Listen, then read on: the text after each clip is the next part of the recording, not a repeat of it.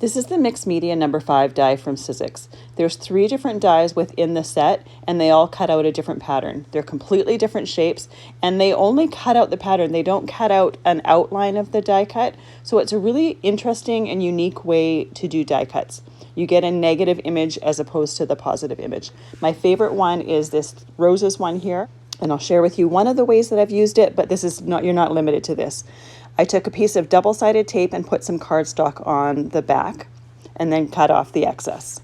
Once the excess was cut off, I took my die and put it on the printed side of the tape. So the main part I'm cutting is through the tape backing. I put it through my Big Shot using the regular stacking 4 dies, and then I removed the die from the backing. Now I like to take some fine tip tweezers and take off different parts of that tape backing in the image, and then use distress embossing glaze to fill in those areas. You could also do the same technique with glitter, and it looks absolutely stunning. It's perfect for Christmas cards.